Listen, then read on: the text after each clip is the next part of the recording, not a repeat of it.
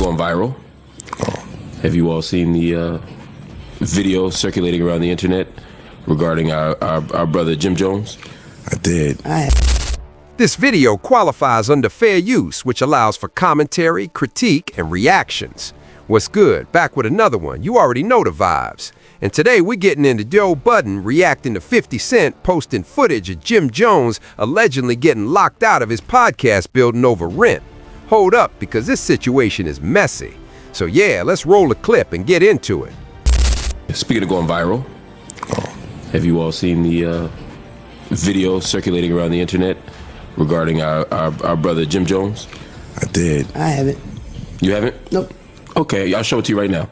we'll pause and let you watch it and reflect. Try to get it. I felt bad. I don't know what's true and what's not true, but the video shows Jim Jones allegedly trying to kick open a door of a place from which he has been allegedly evicted.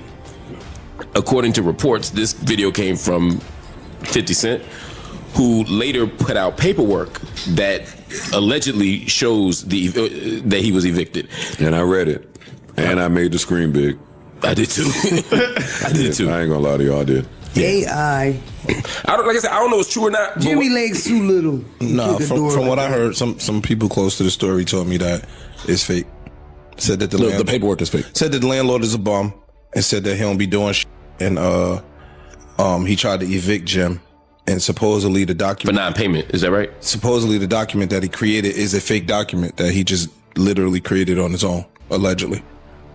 So I don't know where it's gonna fall, but that's what I heard. And how about the kicking in the door part?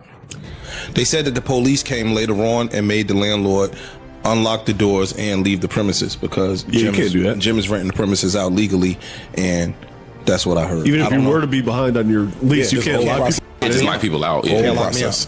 Yeah. So that's what I heard. Especially in New York. And after that came out, a couple hours later, Jim did post in the studio. Inside. So yeah, they said the police came and made the landlord unlock the doors and leave the premises. So I don't know how true whichever side was, but I just want to be fair to Jim and you know what I mean, not make look like a bum to 7 million people.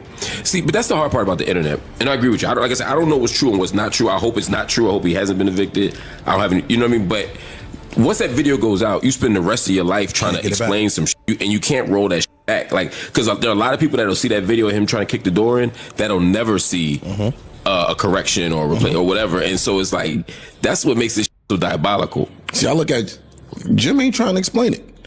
Like, even in the video he put out, he had the last dragon on the screen. He laid up the boards and chopped the boards. Like, he played, again, Jim, when he was up here, he told us, anytime my name trend, I'm just trying to roll with the algorithm now. That's his like, thing. A lot of people will come out and immediately start trying to clear up.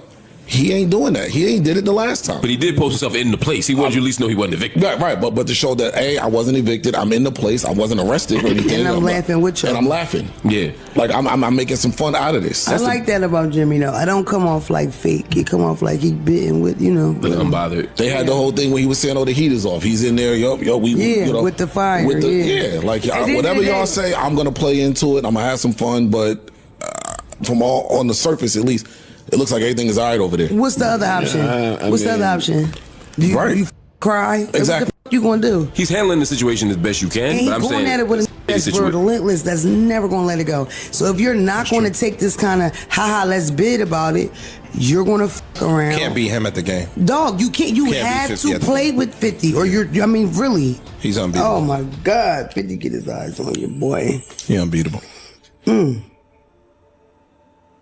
You were gonna say something? He was about to say something. Oh, no. I don't remember what I was about to say. What do y'all make of the 50 Cent approach to this? I mean, like, this seems to have started, I know they've had their back and forth over the years, but it seems to have started again when they criticized 50 for doing the Diddy doc. And then it's just been going off since then.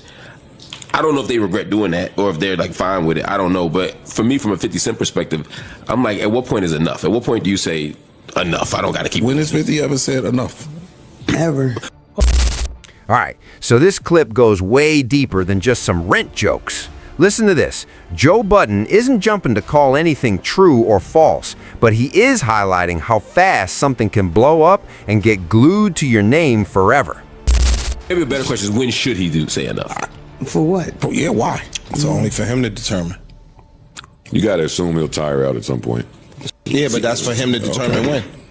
If I was Jim, I'd be annoyed just because I'm not evicted. Y'all keep saying I'm evicted.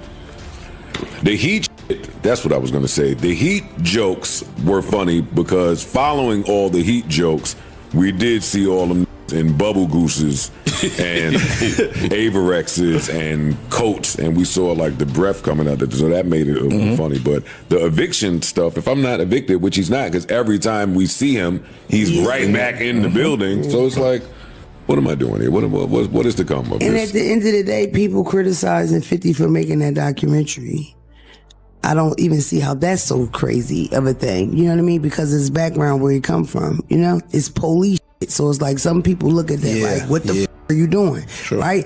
Especially when you think about the fact that he's tagging his baby mom. So like, what are we really talking about? You know, I don't, you know, at the end of the day, that's just, you never know. You never know. I don't think when making a doc is police shit, though.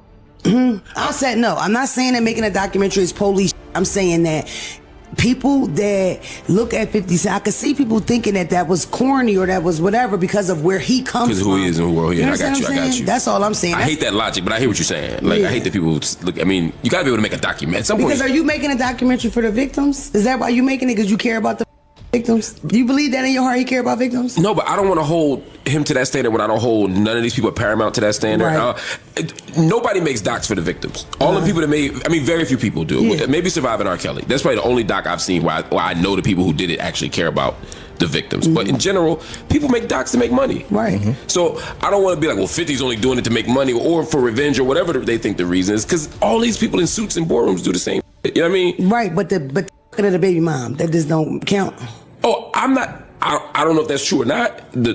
His motivation, I'm saying, because I feel like he's hated Puff long before that too. But I'm saying whatever your motivation is, I don't want to hold 50 to a standard of you have to have pure intentions when you make a doc, because we don't hold nobody else to that standard. That's all I'm saying. I guess. But it's still a funny video. That's it. It was funny. Yeah. Ain't nobody got hurt, so Yeah. it's cool laughing at it. Yeah, I'd rather see him laugh than see him pissed. Like, I don't want to see Jim. I don't want to see Jim crashing out. I don't want to see Jim going. You know, none of that. I don't want to see old Jim. Right. So if this is the way you handle it, cool. Yeah. I'm with that. Agreed. I wouldn't do what 50's on right now, but there is I gotta admit, a little level of admiration I have for somebody who's willing to just never. Wow, says a lot about you. It does. Yes. But not surprising. No. To not let something go. And to find new creative ways to be petty. I mean, there's just a level of commitment that I admire. Even though I wouldn't do this, I just think it's too much. You know what I mean? I do appreciate it. Or is just rich and bored. And sometimes that's all it takes. Like, all right, you my person of the day. Yeah. You done mention I just need a reason. I think 50 literally. I think 50 just needs a reason for anybody. Not a big one. I think once he got it, that's what it is, and he's standing on it. He feels the type. Like, I really think he feels a way about these people he's talking about, and he gonna get it off.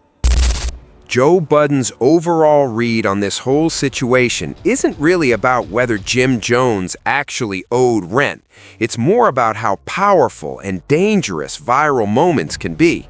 Hold up, because he makes it clear he doesn't actually know what's true, and he even mentions hearing that the paperwork might not be legit, and that Jim could still be legally renting the space. But here's the scary part.